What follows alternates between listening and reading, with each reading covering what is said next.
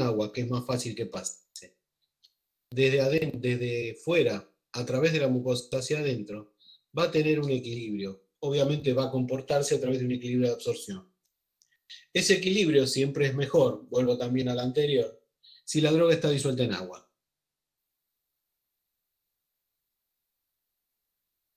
La capacidad de absorción de las mucosas, les repito, buen día Emiliano querido, la absorción de drogas, les repito, a través de una mucosa es lo suficiente como para lograr en algunos casos acción tópica, es decir, en el mismo lugar, y en otros casos que eso sea dirigido a otro órgano. Ah, me olvidé de una importante, pero la vamos a ver la clase que viene, que es la mucosa nasal.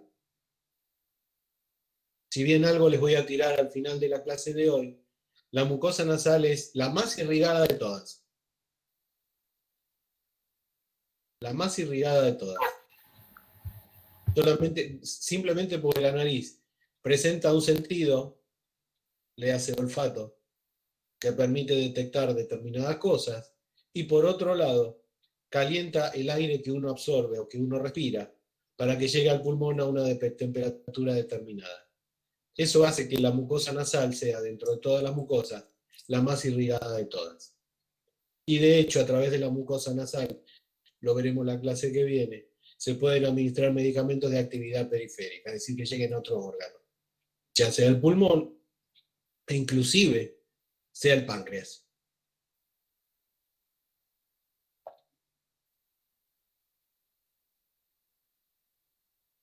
Las mucosas son estructuras delicadas, es lo primero que dice esta diapositiva.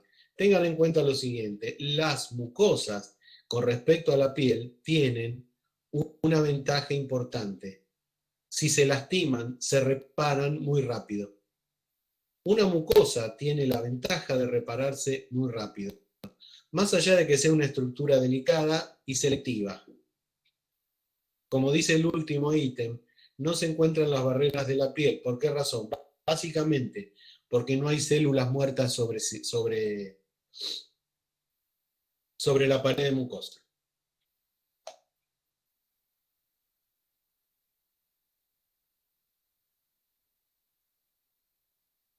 No me voy a detener mucho en lo que dice acá, lo pueden leer, pero lo importante es el segundo ítem. La mucosa nasal se toma como patrón para el diseño de medicamentos que vayan a ser utilizados sobre mucosas, con excepción de la mucosa ocular, algo de lo que vamos a hablar en breve, y que tiene la necesidad de un diseño más sofisticado. Más sofisticado.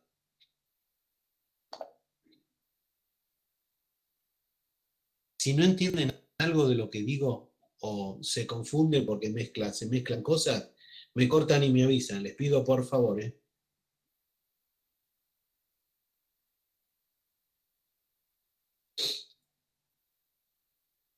Lo que dice arriba, comparando con qué solución, es lo siguiente.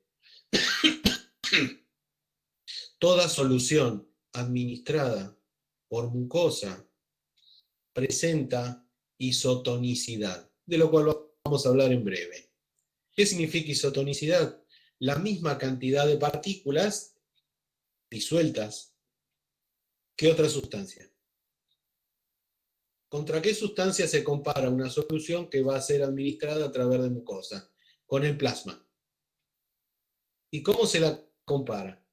Solución que vaya a ser administrada a través de mucosa ha de tener el mismo descenso crioscópico que tiene el plasma,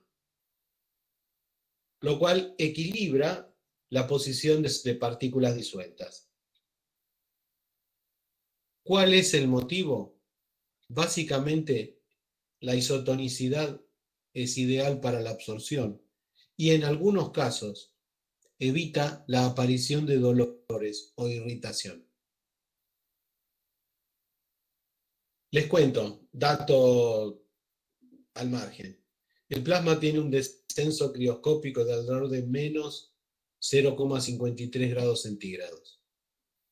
Soluciones que tengan un descenso crioscópico de alrededor de menos 0,53 grados centígrados son isotónicas con respecto al plasma.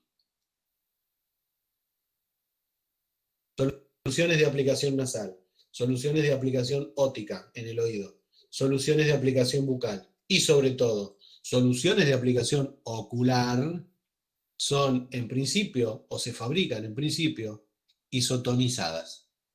Misma cantidad de partículas disueltas que en el plasma, con respecto al plasma. Vamos a ver que vamos a hablar de varios ISO, no solo isotonicidad. Isoiónicos, isohidriónicos, etcétera, etcétera, que en un ratito vamos a hablar de eso. Aquí aparece.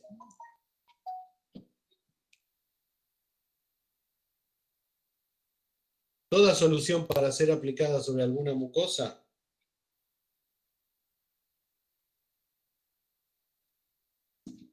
toda solución para ser aplicada sobre una mucosa tiene que tener esas características que están ahí en verde. Yo hablé de la primera, que es isotónica. La segunda no es una verdad tan absoluta. Isohidriónico tiene que ver con el pH. Y el pH en algunos casos puede modificarse. Vamos a ver en un ratito que cuando se arma una solución de acción sobre mucosa, el pH tiene más que ver con la estabilidad del producto que con su aplicación terapéutica. Isoiónico significa la misma cantidad de iones con respecto al plasma.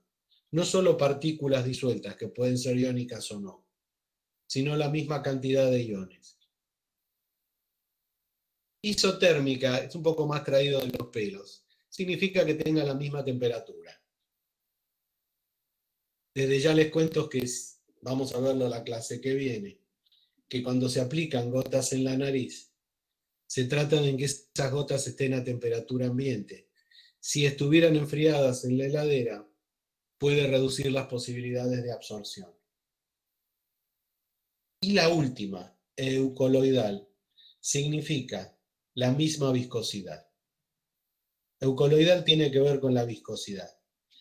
La mayor parte de las soluciones acuosas utilizadas sobre mucosas van a estar viscosadas. Eso tiene que ver, entre otras cosas, con que permanezca un determinado tiempo sobre la mucosa para que ésta pueda absorber los principios activos disueltos. ¿Vamos bien? ¿Vamos bien? Fenómeno. Seguimos.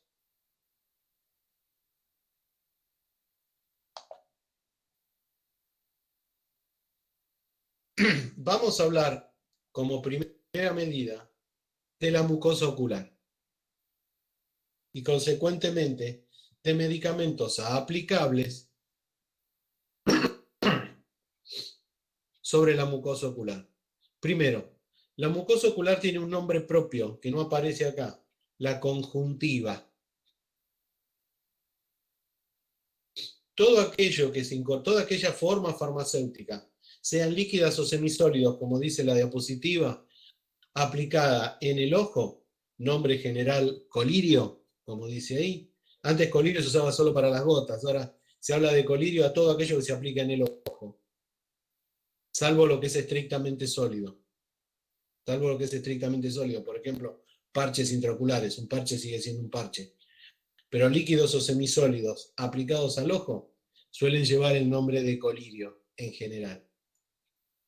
Le decía, todo aquel colirio aplicable en el ojo se absorbe a través de la conjuntiva. A ver si...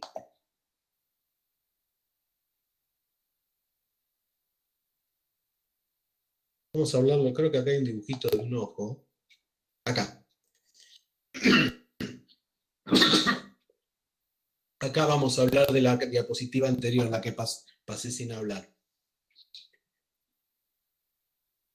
Conjuntiva es la membrana que se encuentra entre el párpado inferior y el globo ocular. Eso es una mucosa. Sobre esa mucosa se aplican generalmente los colirios. Y todo lo que se aplique sobre esa mucosa, la conjuntiva, ahí dice conjuntiva vulvar en uno de los dibujos. Todo lo que se aplique en la conjuntiva entra a lo que se llama humor vítreo, que es el globo líquido que hay dentro del globo ocular. Al entrar ahí se distribuye a través de los vasos y la actividad es absolutamente tópica. Los colidios están todos armados para que funcionen estrictamente en el globo ocular.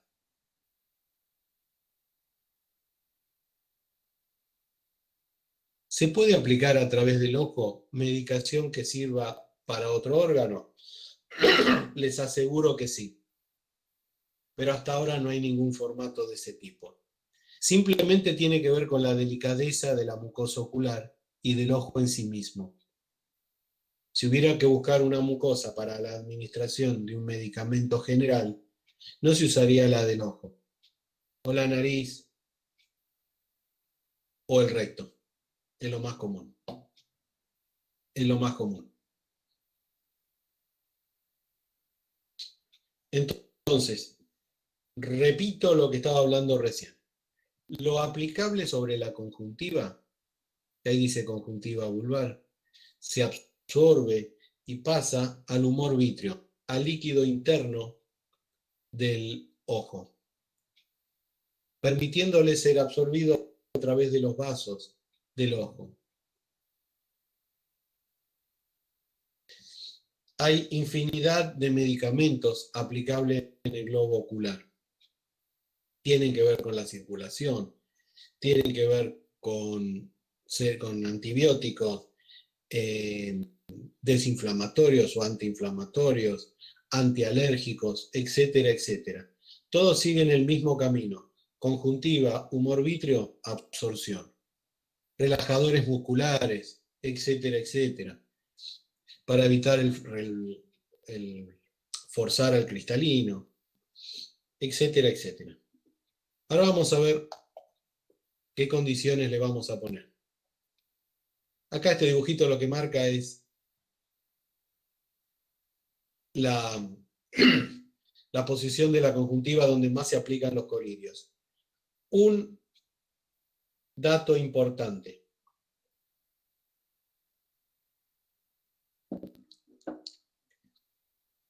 La administración de medicación ocular se va a encontrar con un sistema de defensa propio del ojo, que en definitiva es el líquido que lubrica a la mucosa que lo va a absorber. ¿Me entienden? Ese líquido que el ojo produce y que sirve para lubricar y mantener de alguna manera limpia la mucosa que va a absorber el medicamento se llama lágrima.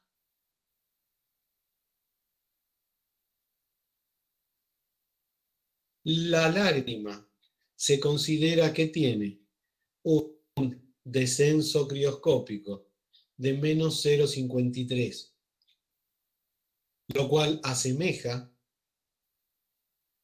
su descenso crioscópico al plasma. Resultado de esto, los colidios se isotonizan con respecto al plasma y eso va a hacer que sean isotónicos con respecto a la lágrima.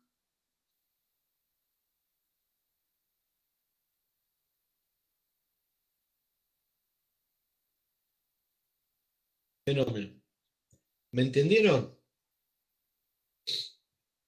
Ahora bien, ¿qué características tiene la lágrima?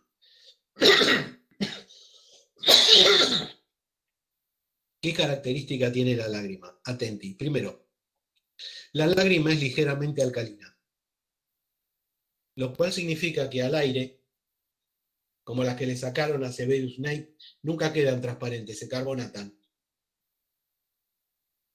Se carbonatan. Y el pH se modifica. Las lágrimas, primero, son de pH ligeramente alcalino. Segundo, tienen capacidad buffer. Eso significa que pueden regular el pH de lo que entra, de manera tal de evitar daño en el ojo. Esto está naturalmente preparado. Las lágrimas son capaces de regular pH entre 2 y 8.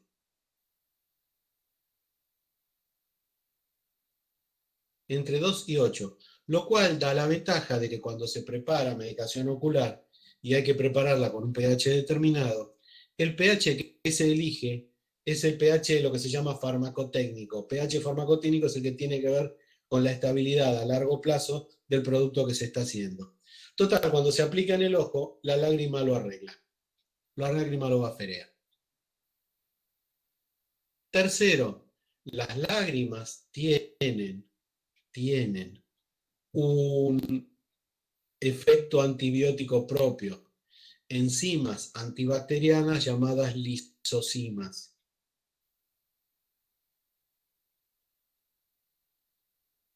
Eso mantiene el ojo no solamente lubricado, sino también, libre de bichos. Ahora, ningún colirio, y esto también es un principio de axioma, ningún colirio tiene que interferir con la actividad de las lisosimas. Al contrario, tiene que ayudarlas.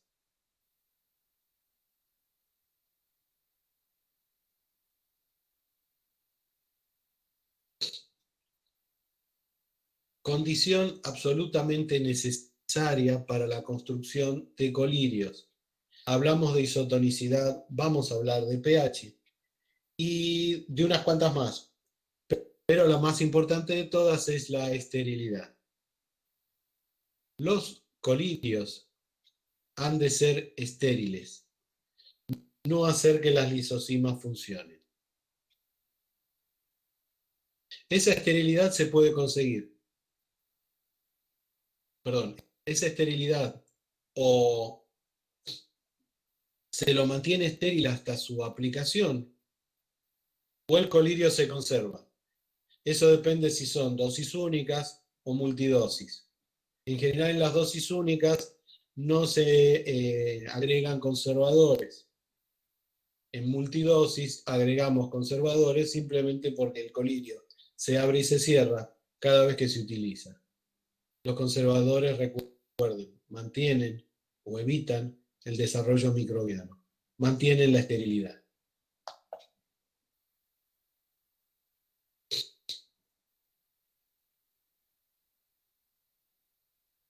Otro punto importante es la sensibilidad al oxígeno. Hay drogas para colirios, o hay drogas que usualmente se utilizan en colirios, que se oxidan con facilidad. Se usarán entonces antioxidantes para evitar esa oxidación, es decir, agentes redox. Ahora en un ratito vemos cuáles. Esto es lo que les decía yo antes de todo lo que se incluye en colirios.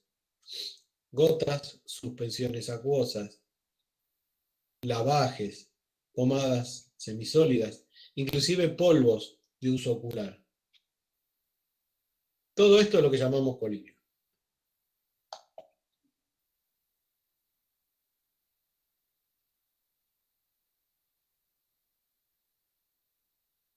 Lo que aparece en esta diapositiva es el final de la historia. ¿Qué recomendaciones debemos hacer? Digamos que son charlas de mostrador en la farmacia. ¿Qué se debe hacer cuando se aplica un colirio?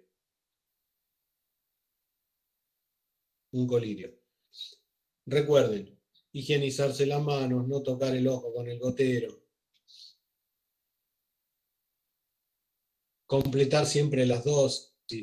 Hay quien dice no usar más allá de 30 días de uso, porque hay bibliografía que, digamos, indica que más allá del mes no se puede garantizar la esterilidad de un producto multidosis. Abrir, cerrar, volver a utilizar.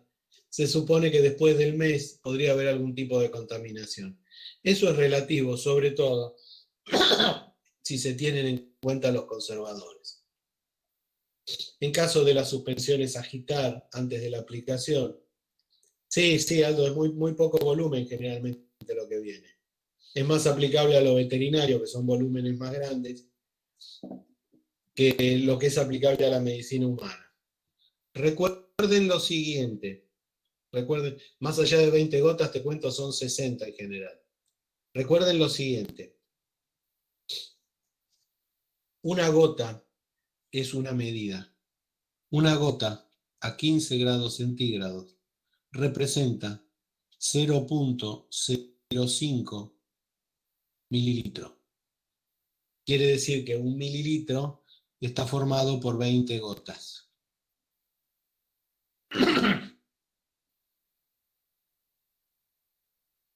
Si un colirio tiene 3 mililitros de volumen final hasta que se termina de usar, si cada gota es 0,05, van a tener 60 gotas. Dificultamos que eso se use en más de un mes. Hay colirios que tienen 4 mililitros, son 80 gotas, sobre todo lo de uso más corriente.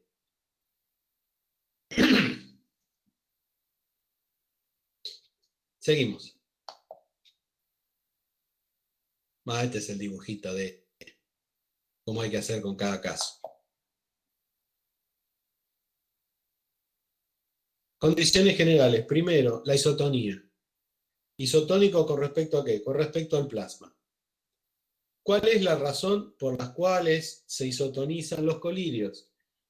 Básicamente evita dolores.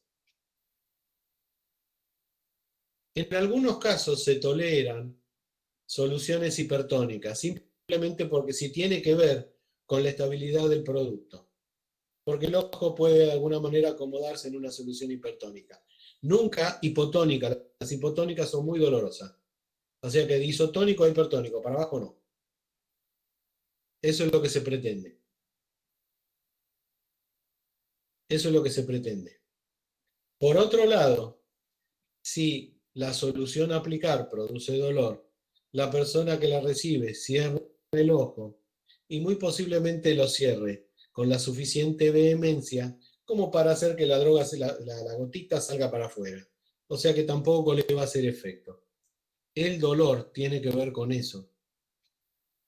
Cuanto menos dolor produzca la aplicación de la gota, más fácilmente va a ser esa aplicación.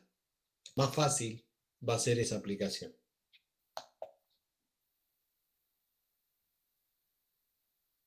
Bueno, esto es ya lo que les conté antes. De todas maneras, está publicado en módulos, lo pueden leer. No quiero detenerme mucho. Uy, fíjense, yo le dije menos 0,53 y es menos 0,52. ¡Horror! ¡Horror! Una solución de sodio cloruro, una solución de cloruro de sodio hipertónica 0,9 está isotonizada con respecto al plasma. Sí, los geles oftalmológicos son colirios. O se los llama colirios. Eso es arbitrario. No es como para aprendérselo.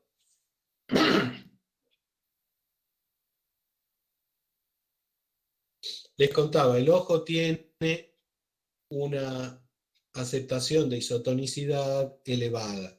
Sobre todo puede regular fácilmente y con poco o sin dolor soluciones hipertónicas. Las hipotónicas son más dolorosas, lo que les contaba recién.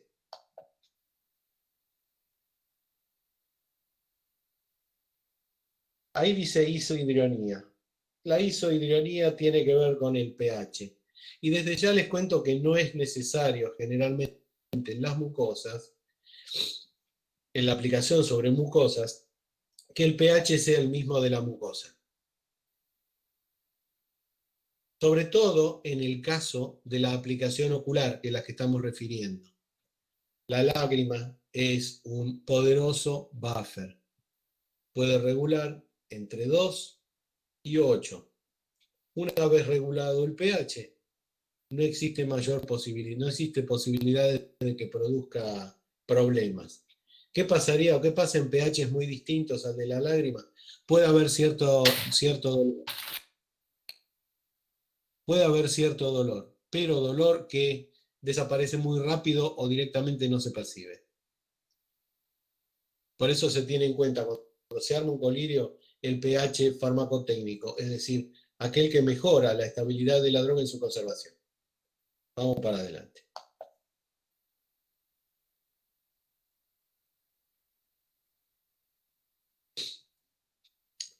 Aquí les habla que el pH de la lágrima está 7,8 y 8,4 más o menos. Pero el buffer regula hasta pH 2. Y si ustedes tienen un colirio preparado a pH 2, 3, agregan la gota y la lágrima lo regula. La lágrima no regula.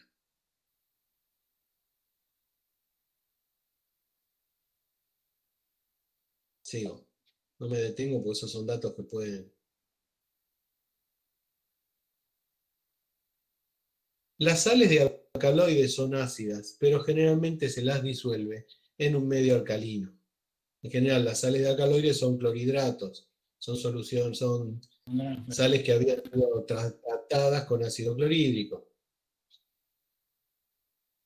¿no? Sales tratadas con ácido clorhídrico, una vez cuando se las disuelve en agua destilada, da un pH de 4,5. Pero en realidad nunca se las disuelve en agua destilada, sino en soluciones que por ahí tienen algún tipo de álcali, soluciones de bicarbonato y demás.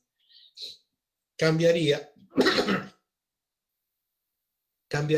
las posibilidades de pH. No hay problema.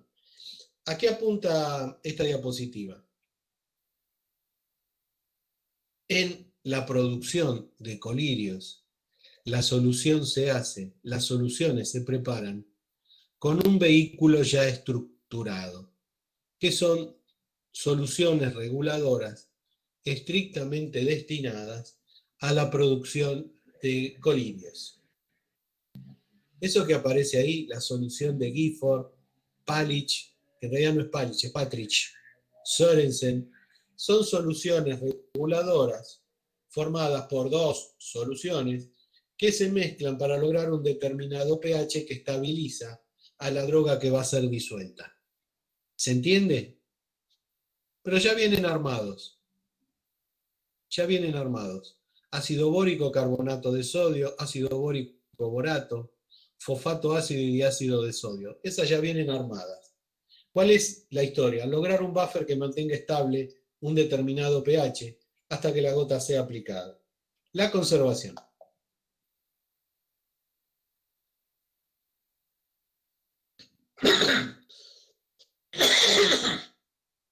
Hablamos de esterilidad, de isotonicidad, del pH, y ahora vamos a hablar de la isoionía. Es decir, se trata de que la cantidad de iones disuelta en el colirio sea la misma cantidad que la que se encuentra en la mucosa.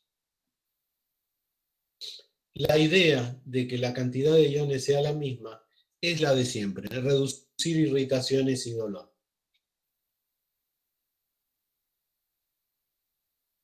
En el caso del ojo, la lágrima también es capaz de regular lo que pueda pasar con los iones, pero por ahí no pasa en otras mucosas, en otras mucosas.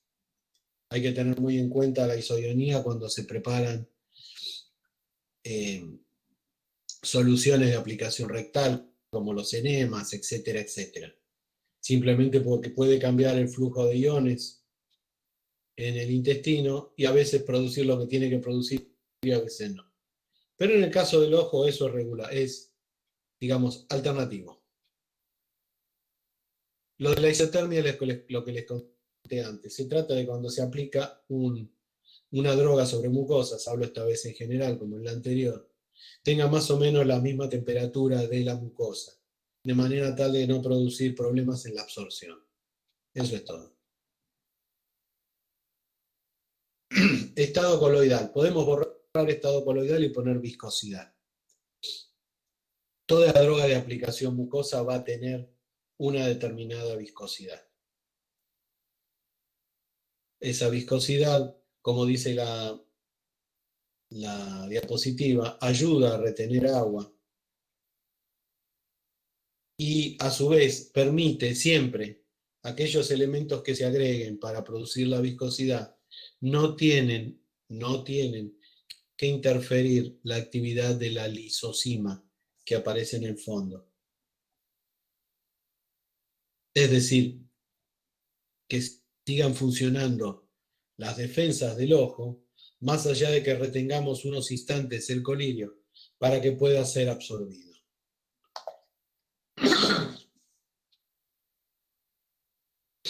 Sigo adelante. Quiero recordarles hasta ahora lo siguiente. Colirios líquidos significa soluciones de aplicación ocular. ¿Qué es lo que queremos decir con esto? Primero, para la preparación de un colirio tenemos que tener en cuenta lo siguiente. Estoy rebobinando de todo lo que vimos recién. Isotonicidad, pH, isoionicidad, viscosidad. Y final, último e importantísimo, la esterilidad. Los colirios se preparan siempre teniendo en cuenta esos 5 factores. Isotonicidad, pH, isoionicidad, viscosidad y esterilidad.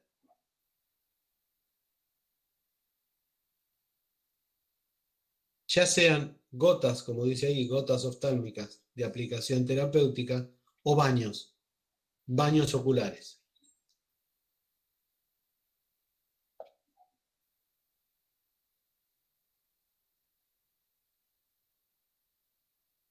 De las pomadas oftálmicas les cuento, porque vamos a volver a ella cuando hablemos de pomadas y cremas. Las pomadas oftálmicas tienen que tener un par de consideraciones o un par de requisitos a considerar. Perdonen que me trabé. Primero, han de ser estériles, como decíamos siempre. Aplicación en el ojo, estériles. Segundo, el pH tiene que ver con la estabilidad, como en la construcción de los pies de cualquier colirio. Nos ocupamos de que la lágrima lo regule. Y tercero, si llevan suspendido algún sólido,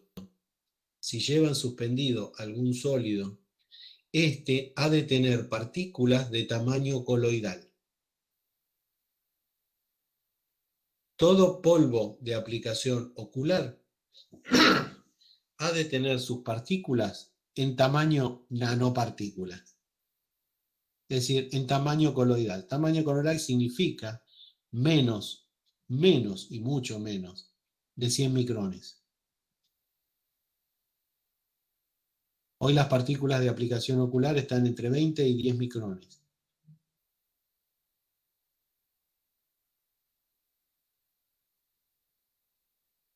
O para decirlo con un poquito más de aplicación, entre 20 y 10 nanómetros. Hoy ya no se habla más de coloides, se habla de sistemas nanoparticulados, algo que vamos a ver en Farmacotecnia 3, Dios mediante. Seguimos. Acá tiene las condiciones de los baños oculares. No me quiero detener mucho en esto porque lo pueden leer. Prefiero que nos queden claras las condiciones de construcción. Che, ¿vamos bien hasta ahora? Sí, sí. Fenómeno. No vas a quemar el ojo con pH 2, te estoy diciendo que regula. De todas maneras, no suele haber colirios a pH 2. Ya nos fuimos al extremo. Un pH 9 también puede irritar el ojo, ¿eh? Recuerden.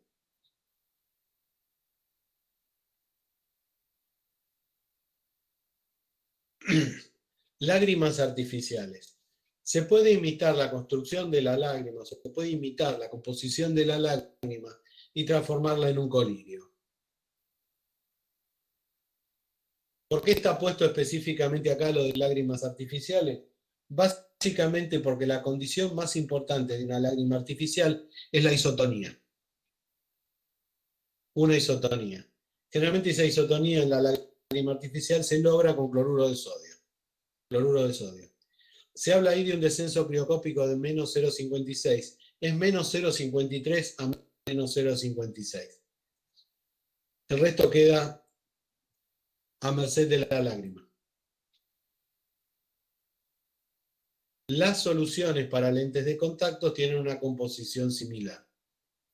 Generalmente son isotonizadas o son isotonizadas con cloruro de sodio.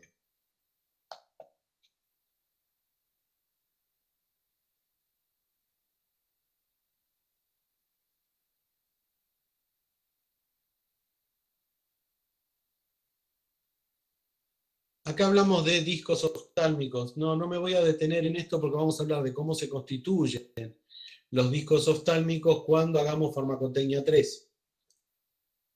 Cuando hagamos farmacotecnia 3. Los discos oftálmicos son un parche, básicamente un parche, que se agrega debajo del párpado inferior. Obviamente no lo pone uno, lo tiene que poner el médico, porque eso requiere de un determinado proceso. Inclusive su intercambio también requiere un determinado proceso. El hecho de agregar un inserto sólido en el ojo tiene que ver con regular la dosis del medicamento que se está aplicando para mantener el ojo en determinado nivel de eficacia y no producir efectos adversos o no deseados. Esa es la idea.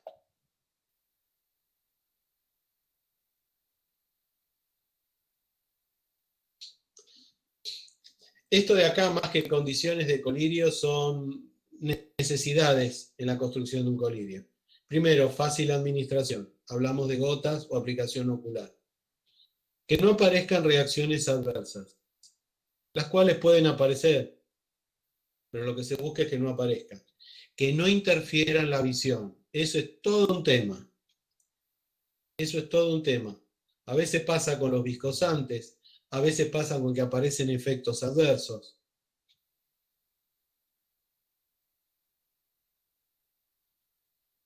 Tercer punto, las lágrimas reaccionan siempre frente a la aplicación de un colirio. Es decir, siempre aplicar un colirio implica la aparición de lágrimas. Como dice la diapositiva, tiende a barrerlo, a alargarlo para afuera. Por eso es que muchas veces los colirios deben llevar aplicaciones muy repetidas, cada 2 horas, cada 4 horas y demás, para cerciorarnos de que siempre haya una determinada concentración terapéutica en el ojo. A veces, como dice abajo, agregándole un viscosante, podemos hacer que esas aplicaciones repetidas se reduzcan. La interferencia, les vuelvo al tema de la interferencia en la visión. Es todo un tema, todo un tema. Alguna vez, me les voy a contar una historia. ¿Alguna vez oyeron hablar de una droga llamada pilocarpina? La pilocarpina, si bien es una droga de origen natural, lo que hace es reducir actividad de acetilcolina y consecuentemente producir relajación muscular. Si no escucharon sobre pilocarpina es porque todavía no hicieron farmacotecnia. Farmacognosia. La pilocarpina es una droga natural que produce relajación muscular por interferencia de la actividad de acetilcolina. De la pilocarpina salen otras drogas también, ya en este caso sintética como es. No, me confundí, les dije cualquiera. Olvídense de lo que acabo de decirles. La pilocarpina se usa para producir relajación muscular, sobre todo de musculatura lisa vascular en el ojo. Es decir, es una droga muy vieja que se utiliza para tratar glaucoma. Glaucoma es el aumento de presión dentro del globo ocular, lo cual puede interferir la visión. Ahora, la pilocarpina, si se administra en exceso, produce tal relajación muscular que evita que el ojo, en su automatismo, pueda mover y enfocar el cristalino. Recuerden, es decir, no solamente va a actuar sobre musculatura lisa, sino sobre musculatura estriada automática, como es la que mueve el cristalino, para que uno pueda enfocar la vista. El resultado es visión borrosa. El resultado, con el exceso de pilocarpina inoculada en el ojo, produce visión borrosa. ¿Qué hacemos entonces? ¿Qué hacemos entonces? Lo que suele hacerse o se hizo en estos momentos es incluir la pilocarpina en un parche. Un parche que permite que salga una determinada cantidad de pilocarpina en la unidad de tiempo para lograr reducir la presión intraocular, pero que no interfiera con la acomodación del cristalino y uno pueda seguir viendo. ¿Se entiende? Esa es la idea. Lo mismo pasa con algunos colirios. Fíjense en alguna farmacia o en algunos productos de uso ocular, si tienen la posibilidad de fijarse. Hay algunos productos oftálmicos que llevan lidocaína. Oyeron hablar de la lidocaína, un anestésico local. Si uno se excede en la aplicación de colirio con lidocaína, el anestésico lo que produce es relajación del músculo del cristalino y uno ve borroso.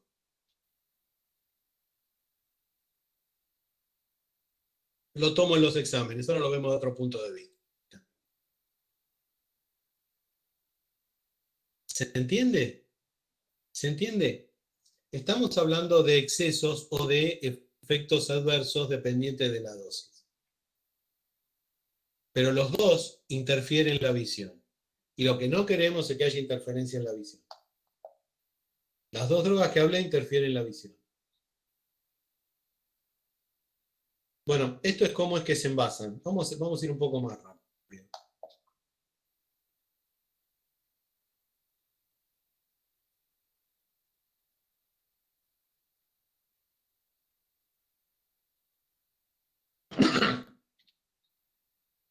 Fíjense que en esta diapositiva hablamos específicamente de pilocarpina y fisostigmina.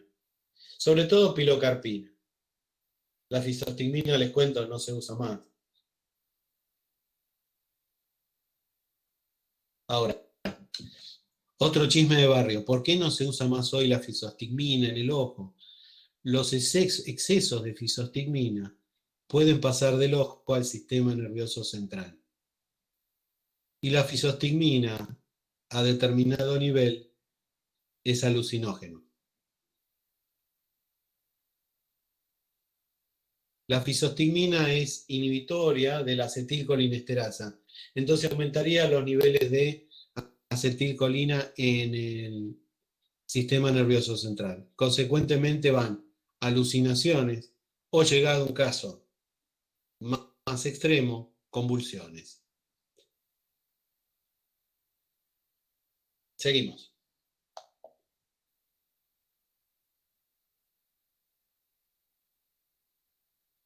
¿Cómo se formula? Básicamente, si es en el laboratorio, viene lo de arriba y le dicen, necesitamos que se haga un colirio de esto, que va a ser una novedad. Y le tiran el nombre de la droga. Hay que ponerse a buscar estabilidad de la droga. Recuerden, la construcción de un colirio va a partir, en principio, de un preparado estable. De un preparado estable.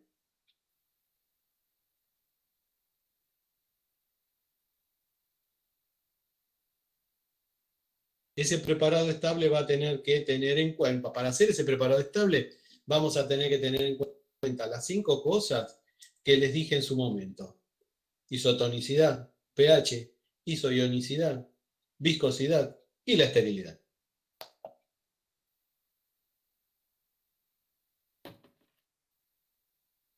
Sin ningún tipo de contaminación, que es lo que habla acá. No me voy a detener mucho en esto, porque lo pueden leer, no hay drama.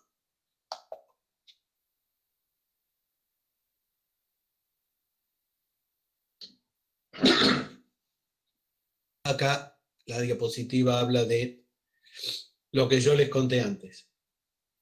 Agrega la verificación de la toxicidad del fármaco, que eso tiene que ver con buscar sus características. Pero está, digamos, nominado todo aquello que tenemos que tener en cuenta. Agregar conservante y esterilizar tiene que ver con esterilidad. Regular el pH y verificar isotonicidad.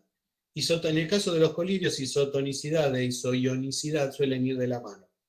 Recuerden que el ojo después se encarga de regular un poquito.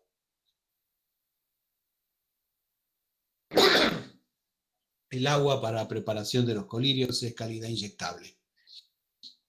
Listo, lisa y llanamente. Todo lo que se tenga, todos los instrumentos que se utilizan para preparar el colirio guardan condición de estériles y tienen que tener la menor interacción posible con las soluciones que vayan adentro. El lugar, el ambiente donde se vayan a preparar los colirios tiene que tener condición de estéril o área de aire, flujo laminar. Flujo laminar significa área libre de partículas, tal cual la preparación de inyectable. Posiblemente no requiera los tamaños grandes de la preparación de inyectable, pero tiene que ser área o aire libre de partículas. Los envases a los cuales van a ser incluidos los colirios han de estar previamente esterilizados. Concretamente, trabajamos cuando se preparan colirios como si estuviéramos preparando inyectables.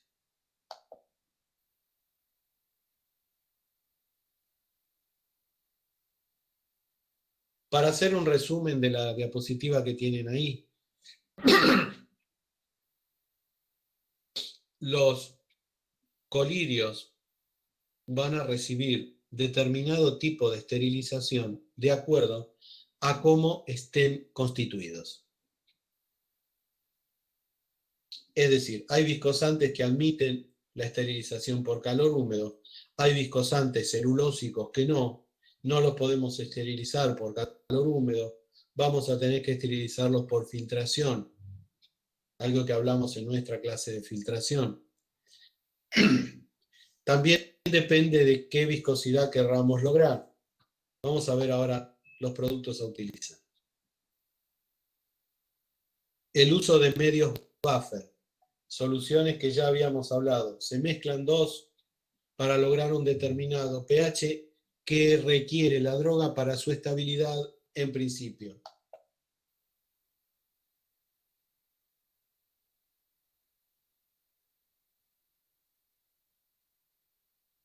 Recuerden, los medios buffer son en principio el vehículo donde vamos a incluir la droga o el principio activo que va a formar parte del colirio.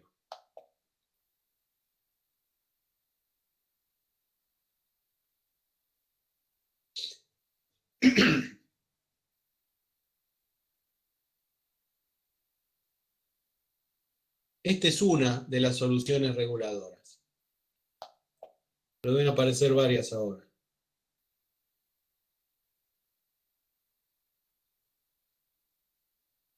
Todas estas diapositivas lo que les está mostrando es cómo se constituyen las soluciones reguladoras que van a utilizarse para drogas de uso ocular. Las anteriores eran Hinz-Guayan, estas se llaman de Gifford. En este caso, lo que se hace es mezclar una y otra para lograr el pH adecuado. ¿Qué cantidad de cada una se necesita para lograr cada pH? Está tabulado. Todo esto está tabulado. Acá aparece una de las tablitas. Para las soluciones Gifford. Los nombres esos son de los tipos que se le ocurrió hacerlo. Aplicación exclusiva para la formación de colirios. Inclusive a veces para inyectables.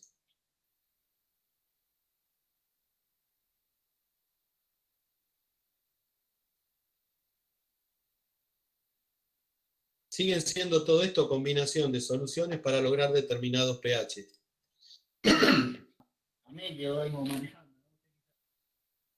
¿Me escuchan bien? Sí. Sí, sí, sin problema. Fenómeno. Fenómeno. Pasamos a la isotonía.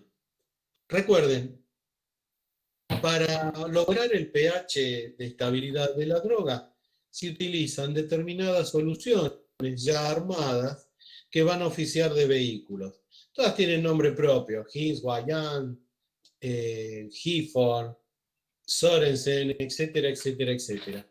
La idea es lograr un buffer que estabilice al principio activo incluido en el colirio para su mayor estabilidad. Dejamos después que el ojo se ocupe de regularlo cuando se lo aplica. Les cuento. Existen básicamente dos pHs de los cuales hablamos. Esto es colateral a todo lo que vimos. Uno se llama pH farmacológico. pH farmacológico es aquel en el cual la droga funciona mejor. Otro se llama pH farmacotécnico, que es el pH que tiene que ver con la estabilidad de la droga. Cuando se prepara un colirio o cuando se prepara un inyectable, si es necesario un pH determinado, el pH que indudablemente se elige es el farmacotécnico. Lo que queremos es una solución estable. Después el cuerpo del organismo, sea el ojo o sea la sangre, se ocupa de llevar la droga al pH farmacológico. De eso no nos preocupamos. Lo que sí nos preocupa es que la droga sea estable. Como primera medida.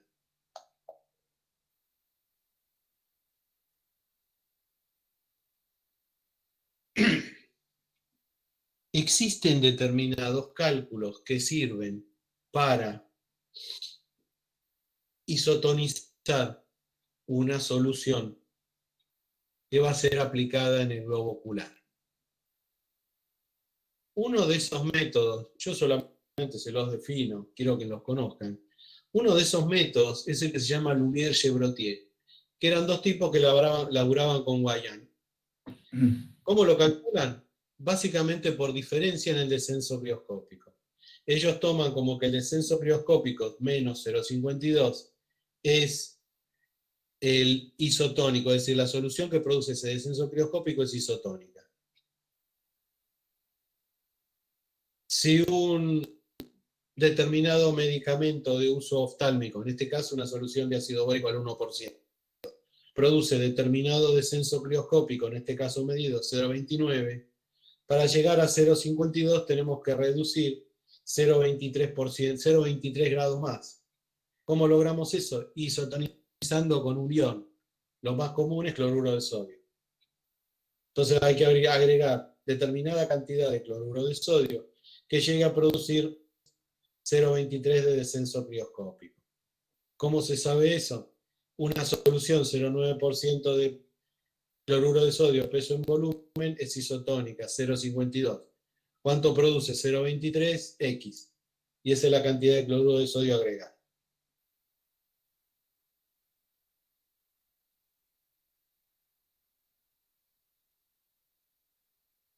Aquí está el cálculo que yo les contaba recién.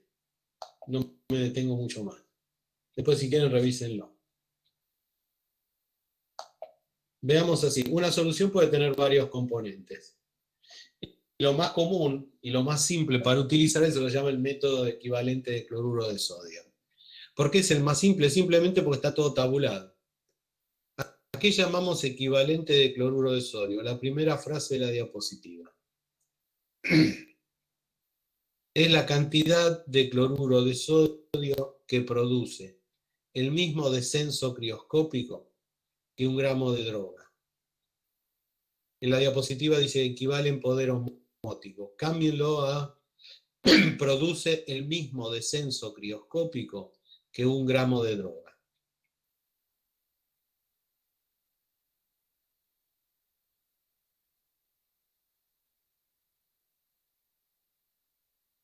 Y eso está tabulado. Quiere decir que si combinamos varias drogas y nos dan un determinado descenso crioscópico, por lo menos, si combinamos varias drogas, se aplica en cada una de ellas el equivalente de cloruro de sodio y si es necesario, se agrega cloruro de sodio hasta llegar a 0,9 gramos por ciento. Siempre los cálculos se hacen sobre 100 mililitros de solución. Después se lo acomoda a la cantidad que querramos hacer.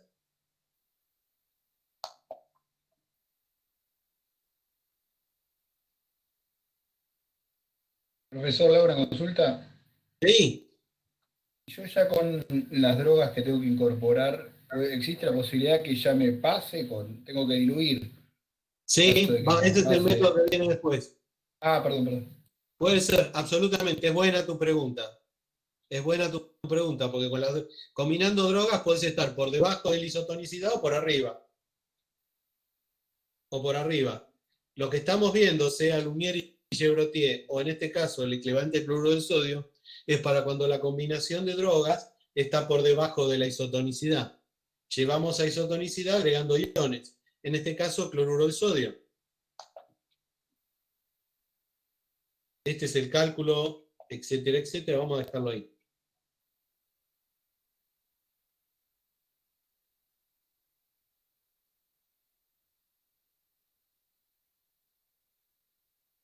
Esto es lo que andabas preguntando vos por ahí. Es una solución con varios componentes, con determinado equivalente en cloruro de sodio, pero que siempre están por debajo de la isotonicidad. Entonces, los cálculos tienen que ver con el agregado posterior de cloruro de sodio para isotonizarlo. Fíjense que siempre los cálculos, en este caso habla de 30 mililitros finales. Los cálculos se hacen sobre 100 y después los llevamos a 30 mililitros. Este método de Sprouse es para lograr isotonización agregando agua. Cuando la combinación de drogas pasa la isotonicidad y la solución es hipertónica. ¿Cuánta agua tendríamos que agregar para que la solución sea isotónica? Y eso se hace mediante un calculito, que es el equivalente por el peso de la droga más una constante 111.1 que determinó Sprouse. Eso lo que da a este método sirve para calcular la cantidad de agua que tenemos que agregar para que la solución resultante sea isotónica.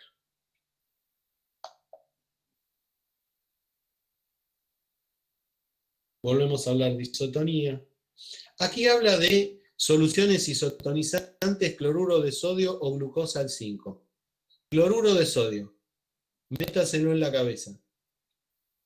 Muy pocas o nunca veces se utiliza glucosa para isotonizar colirios, porque puede dar lugar al desarrollo de microorganismos. Recuerden que hay soluciones que mantienen su esterilidad mediante conservadores.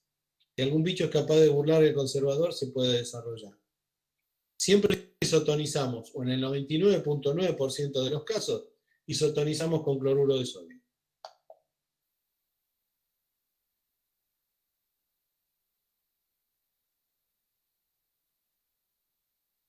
Los ejemplos que aparecen acá son soluciones isotónicas sin necesidad de agregar cloruro de sodio. La glucosa es al 5%, el cloruro de sodio al 0,9%, el borato al 3%, etcétera, etcétera.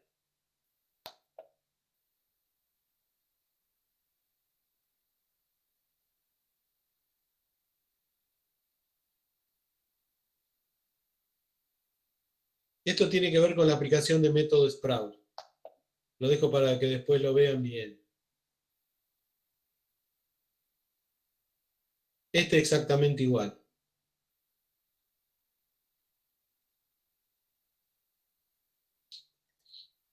Acá cuando hablamos de condiciones de conservación, tiene que ver con algo que les conté yo al principio. Los colirios pueden estar o en monodosis, envases esterilizados y solución estéril sin necesidad de conservarse, o envases multidosis. En un envase multidosis es absolutamente necesario que el colirio esté conservado. Es absolutamente necesario que el colirio esté conservado, dado que va a ser abierto y cerrado muchas veces.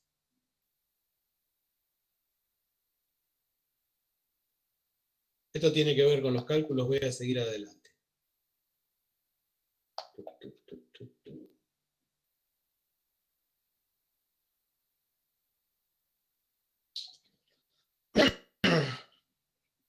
Lo que tienen en esta diapositiva es una especie de listado de los principios activos que más se usan en colirios. Trovamacina, que dice ahí, lo tachan y es tobramicina. Tobramicina es un pariente de la neomicina un poco más estable.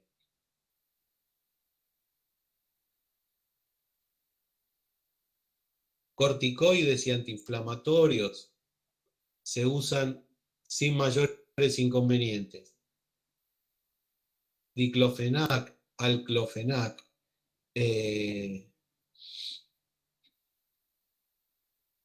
flurbiprofeno, etcétera, etcétera. Basta que lo que tienen que tener es una solubilidad en agua interesante. Interesante. Por otro lado dice antiglucomatosos, mióticos, midriáticos, bueno, el sulfato de atropina, beta bloqueante. Antivirales, aciclovir de uso ocular existe, adrenérgico existe. Antibióticos también puede haber ciprofloxacina,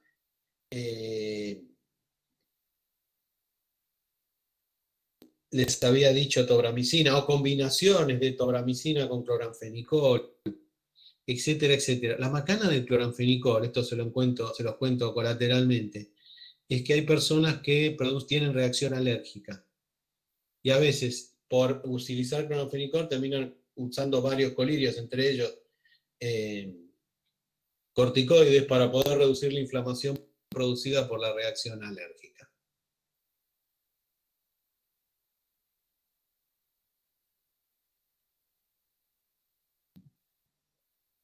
Y hoy hay antiglaucomatosos o antiinflamatorios por el glaucoma de distintas formas, latanoprost, que tienen que ver también con el arreglo de un problema que se llama catarata, que es la formación de un precipitado viscoso delante del cristalino.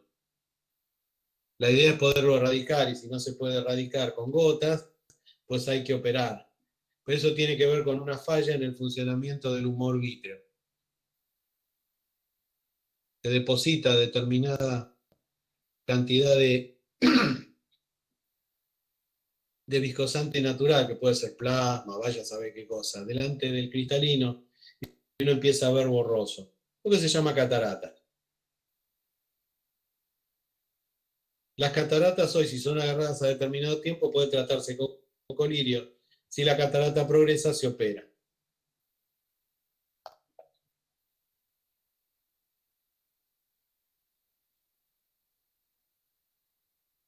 Recuerden, los vehículos utilizados en preparados oftálmicos tienen que ver con las soluciones reguladoras.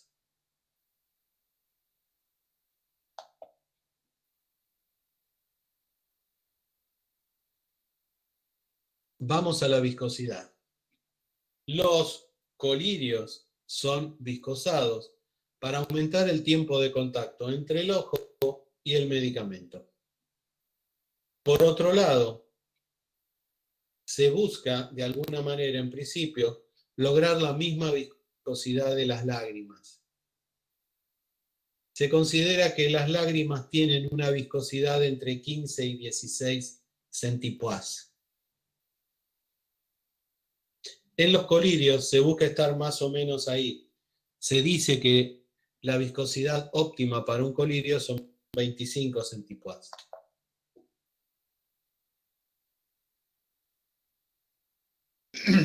¿Qué se utiliza para lograr viscosidad en los colirios? Lo más utilizado es lo que se llama hidroxipropilmetilcelulosa. Básicamente por lo siguiente, es un derivado de la celulosa, igual que la metilcelulosa. Pero la hidroxipropilmetilcelulosa tiene el mismo índice de refracción que el cristalino, lo cual significa que más allá de que sea un viscosante, no va a interferir la visión. Va a permitir que la luz entre al ojo como si no estuviera. Otra droga que tiene esta ventaja, no es derivado de la celulosa, es lo que se llama el alcohol polivinílico. El alcohol polivinílico no solamente puede ser utilizado como viscosante, sino también como conservador.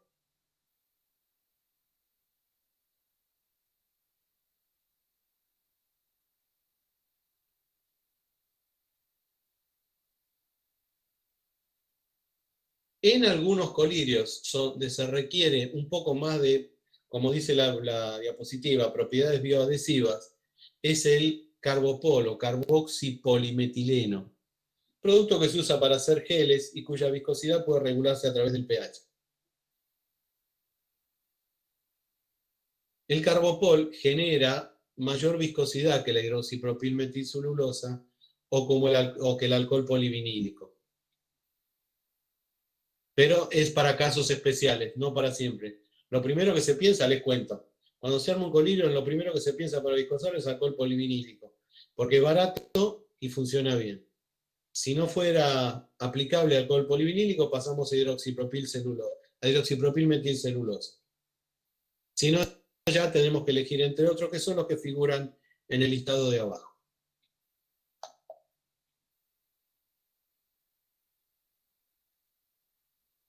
A veces se incorporan tensioactivos, pero esto es algo muy traído de los pelos. Los tensioactivos tienen que ver con la solución de la droga incorporada. Ahora, utilizar tensioactivos en la preparación de colirios tiene que ser realmente muy necesario. Y hay que estudiar mucho porque los tensioactivos pueden, como dice ahí, reaccionar con los conservadores, reaccionar con los viscosantes, interferir la solubilidad de otros productos, etcétera, etcétera, etcétera. Generalmente se utilizan como tensioactivos los no iónicos, los polisorbatos o los estearatos de sorbitán. Porque si encima fueran ionizables, interfieren la isotonicidad. Preferible que no lo sean.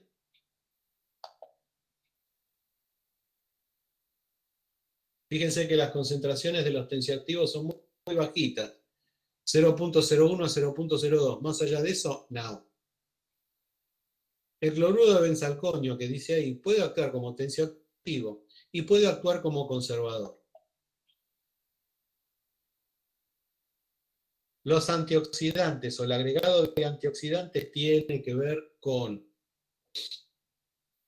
la sensibilidad de la droga al oxígeno del aire, sobre todo en envases multidosis. Lo que se suele usar es bisulfito de sodio, lo más común. Bisulfito o metabisulfito. Y en las concentraciones que aparecen ahí.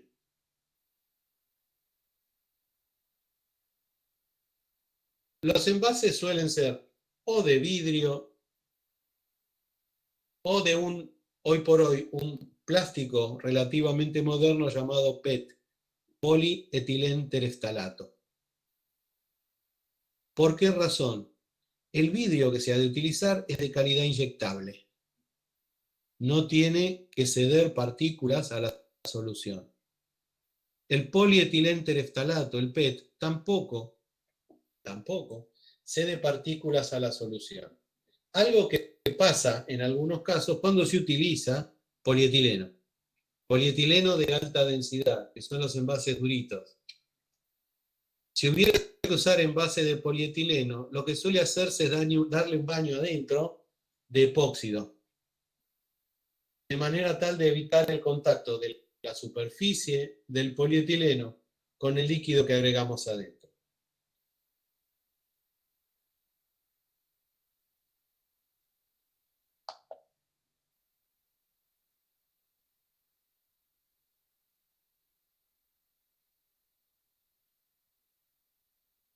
Les vuelvo al tema. Los envases plásticos más empleados son los de PET, después el polietileno y por último el vidrio. Difícilmente se pueda usar poliestireno porque el poliestireno en algunos casos es poroso y permite la entrada del oxígeno desde afuera. Poliestireno ahí, táchenlo, no sirve.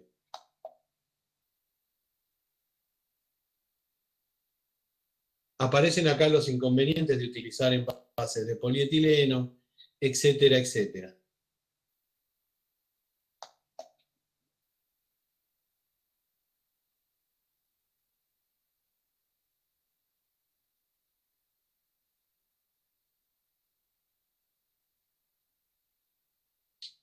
Voy a rebobinar un poco las dos o tres cosas que dije sobre los envases y voy a lo siguiente.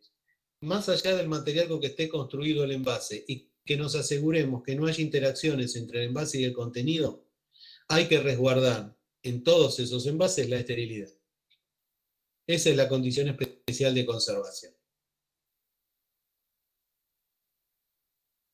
Si se conserva la esterilidad, podemos inferir que se va a conservar la estabilidad química también. Ya estudiamos si hubiera interacciones, no queremos que haya interacciones.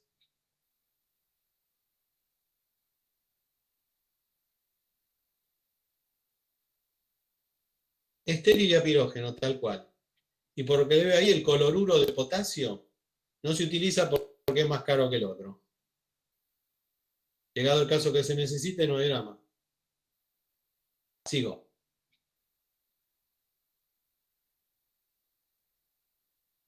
Agentes conservadores. Ahí está el listado de qué es lo que se necesita, se requiere de condición para agentes conservadores biológicos o agentes conservadores microbianos. Siempre la idea es la misma, compatibilidad, que no exista interacciones entre el agente conservador que estamos aplicando sobre la droga que tiene que actuar. Que tampoco altere su conservación, que tampoco altere sus cualidades químicas ni su estabilidad físico-química. Todo eso se estudia previo a la formulación.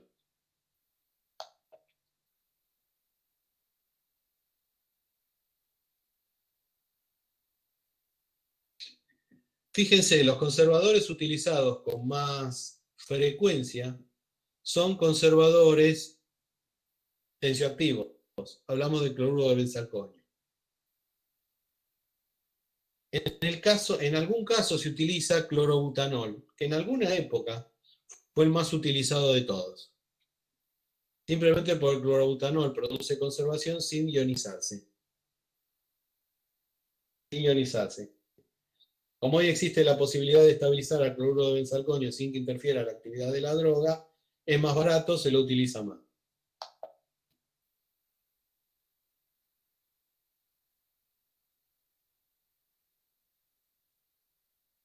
Antibióticos pueden utilizarse. Derivados fenólicos, muy escasamente. Se prefiere usar clorobutanol, llevado el caso. Y derivados mercuriales se utilizaban en otra época. Hoy ya, olvídense.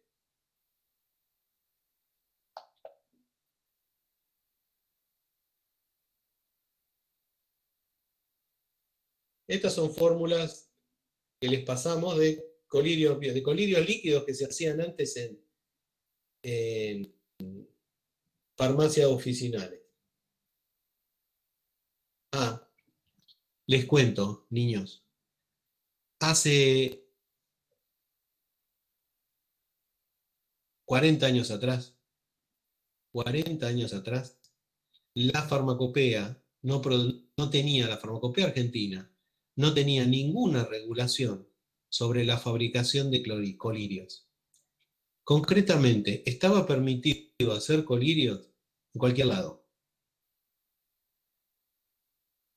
Había farmacias que hacían colirios y que utilizaban métodos para simplemente reducir la cantidad de partículas que pudieran caer sobre la mesa donde se hacían las preparaciones. Existe una vieja preparación donde se mezcla, que se llama precipitadora de partículas, que ya no se hace más, que era una mezcla partes iguales de agua, propilenglicol. Se rociaba el aire con eso y en el lugar donde se rociaba el aire se preparaba el colirio. Obviamente hubo un cambio hará 30 años atrás donde los colirios no se pueden preparar sin un área estéril. Pero 40 años atrás todo el mundo estaba habilitado a hacer colirios. Hoy existen determinadas restricciones. Formulaciones de colirios líquidos.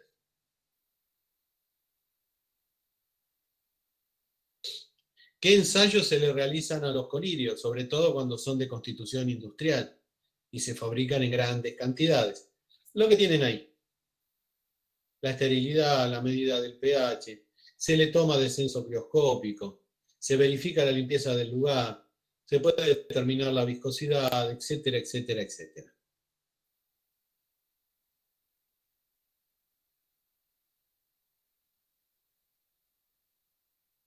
Y lo que dice en el fondo, verificar la tolerancia. A veces se hace, a veces no.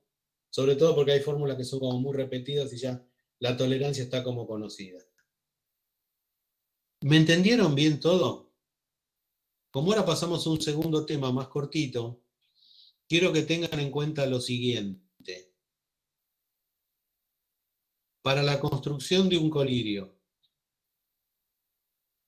isotonicidad, pH, isoionicidad, que va de la mano de la isotonicidad, viscosidad, esterilidad.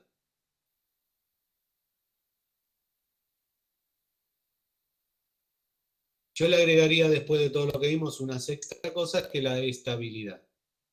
El pH tiene que ver con la estabilidad y a su vez existen drogas coadyuvantes que tienen que ver con lograr la estabilidad a largo plazo. Antioxidantes, viscosantes,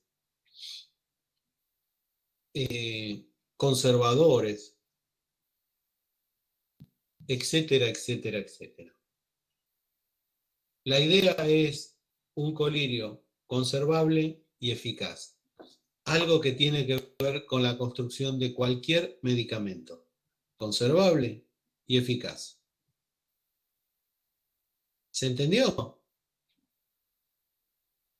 Sí, sí. ¿Vamos bien? Sí, podemos seguir. Vamos bien. Bueno, seguimos. Ahora, este es cortito. Vamos a hablar un poco de la mucosa óptica o de la mucosa del oído. Básicamente, la mucosa del oído tiene que ver con el oído externo. Es decir, la parte del oído que protege a todo el sistema auditivo de las cosas que vienen de afuera. La mucosa del oído externo produce una mezcla de ceras o de sustancias liposolubles que comúnmente conocemos como cerumen.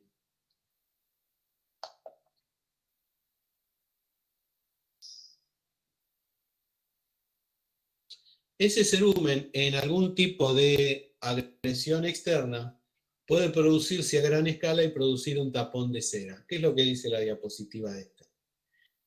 Una aclaración importante. La medicación óptica o las gotas ópticas son de aplicación exclusiva en el oído externo. Las gotas ópticas son de aplicación en el oído externo. Si se produce algún problema en alguna de las otras dos fases del oído, medio o interno, la medicación se administra por otro lado, generalmente oral.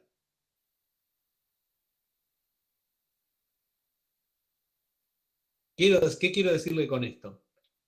Las otitis son tratables con gotas. Otitis se habla de inflamación óptica. Las inflamaciones ópticas que se refieren al oído externo se pueden tratar con gotas. Si esa inflamación se produce en el oído medio, hay que tomar medicamentos de otro lado, o antiinflamatorios o antiinflamatorios más antibióticos, si es que se produjo esa inflamación por una infección. La gota actúa específicamente sobre el oído externo. Condición importante de una gota de utilización óptica. La menor cantidad de agua posible. ¿Por qué razón? Porque si el agua se estanca dentro del oído externo, puede producir proliferación de microorganismos. Entonces, en general se usan vehículos no acuosos, pero que puedan mezclarse con alguna proporción de agua. Propilenglicol, glicerina, etcétera, etcétera. Hay gotas ópticas con antibiótico cuando se produce alguna infección en el oído externo. Hay gotas ópticas con antiinflamatorios cuando se produce alguna reacción de inflamación, sea le hace la pileta, etcétera, etcétera, por algún tipo de reacción o contra el cloro o contra agregados que tenga la pileta, sulfato de cobre, de conservadores, etcétera, etcétera.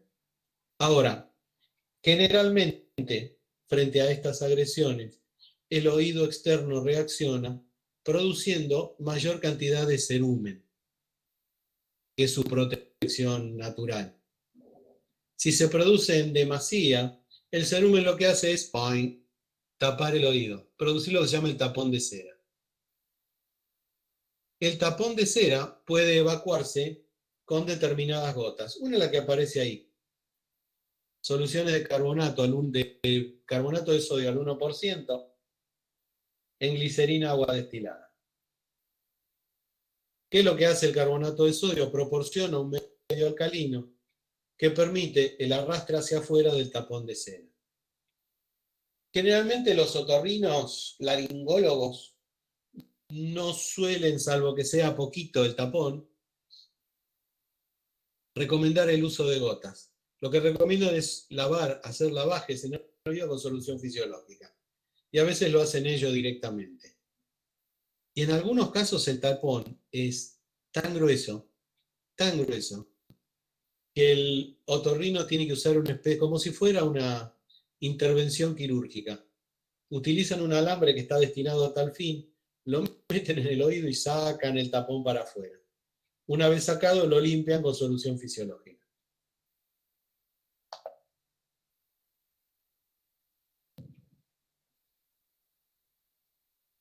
Aquí está especificado lo que yo les contaba recién. La medicación hipnótica es solo para el oído externo. Solo para el oído externo.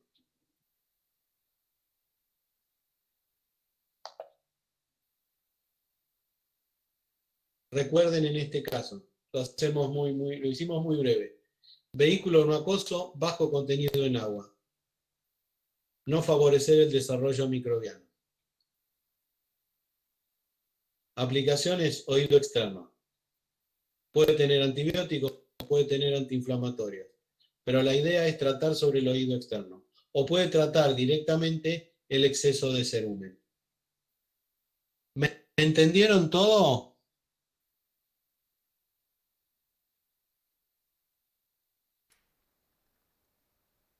¿Todo bien? ¿O ya se fueron a hacer un sándwich? Sí, sí. No, ahí escribieron 40 veces sí en el chat. Sí, perfecto, perfecto. Ah, fenómeno. No, está bien, yo leo, pero como quedé en cloruro de potasio. Ah, sí, ahí me están diciendo que está escribiendo todo el mundo. Fantástico. Fantástico. El sándwich cómanselo igual, no van a esperar que yo le diga. Galletitas con mermelada en mi caso. Hecho. Pasame una. Usar la cibernética. Bueno. Y aquí terminamos nuestra sesión. Aparece la bibliografía que pueden, digamos, consultar sobre todo lo que hablamos recién. Chicos, dudas que tengan sobre nuestras charlas, no importa que estemos charlando de otro tema, pero la tiran igual.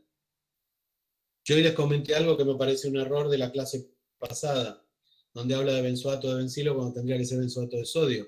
Ustedes lo mismo. Si algo de todo lo que acabo de hablar no entendieron, se le cruzó, porque es mucho más sencillo si yo tuviera un pizarrón y hiciera los dibujitos. Pero no lo tenemos que hacerlo vía online. Todo lo que se les pase por la cabeza que quieran preguntar, no tienen más que consultarlo. Please. Le hago una pregunta, profesor. Sí, dale. Con respecto a las gotas oftálmicas, ¿no? Que usted dice que lo Sí. importante que es que sean isotónicas, ¿no? ¿Cómo se hace como, o sea, se ponen todos los componentes, ya sea el viscosante, el antioxidante, la droga que es el principio activo, etcétera, y después se llega a isotonía, porque también veo la posibilidad de que si llego a isotonía, quizá también la viscosidad se me va del rango que tengo que tener para que sea... Todo está planeado de antemano. Okay. Cuando una fórmula entra en producción, Ezequiel querido, cuando una droga entra en producción, todo está hablado de antemano. En general lo que se suele hacer es mezclar todo lo sólido, disolverlo en el vehículo regulador, y ya con eso estaría suficiente. Hay un tema que no les dije y que viene bien por tu pregunta. Las soluciones reguladoras de pH, Algin, Guayán, Soresen y todas esas, ya vienen isotonizadas. ya vienen isotonizadas. Lo cual significa que simplemente habría que agregar el cloruro de sodio o el agua necesaria para que las sustancias en solución sumadas produzcan una solución isotónica. Cuando se la lleva a volumen con las soluciones reguladoras, todo es isotónico. Eso es lo común. Pero eso se hace diseñando primero cómo se va a proceder con la fórmula. ¿Cómo se va a proceder con la fórmula? Por eso en algunas diapositivas se habla de buscar las características, el pH mejor de conservación, etcétera, etcétera, etcétera. El diseño de la fórmula se hace primero en el papel antes de ponerse a probar cómo hacerlo. Claro, yo lo que hablaba un poco es la parte galénica, ¿no? La del desarrollo galénico. No hablo de la parte galénica. En general, lo último que se agrega son las soluciones reguladoras. Se mezcla el polvo, te estoy hablando de una práctica general, que puede modificarse de acuerdo a lo necesario. Okay. Se mezcla todo lo que es sólido, se isotoniza, ya sea con el agregado de agua si es que nos pasamos de la isotonicidad, o el agregado de cloruro de sodio si está por debajo de la isotonicidad, y se lleva a volumen con las soluciones reguladoras ya isotonizadas. Perfecto.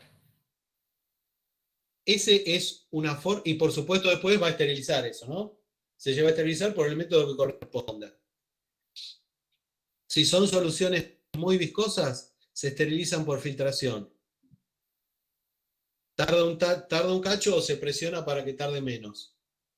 Si son soluciones que admiten la utilización de calor, calor húmedo, siempre. Perfecto.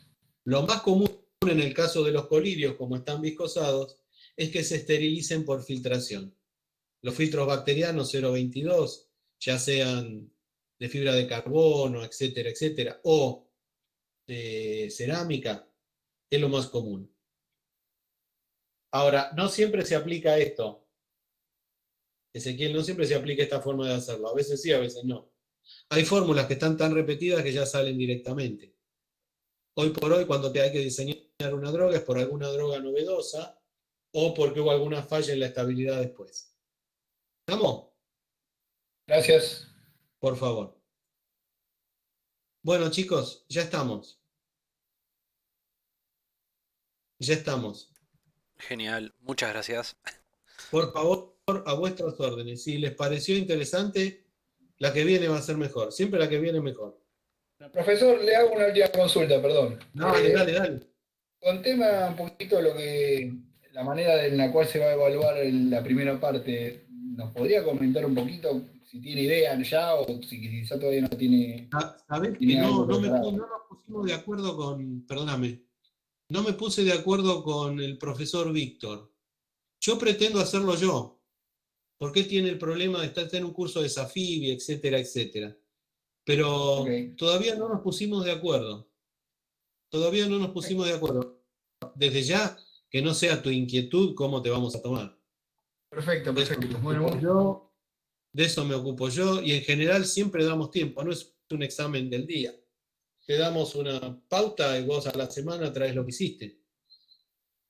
Bueno, perfecto, muchas gracias. Eso seguro, o sea, va a ser tipo un trabajo práctico. ¿Va a ser? Digamos que sí, como fue el cuatrimestre pasado. ¿En forma individual o grupal? Cualquiera, todavía no se sabe.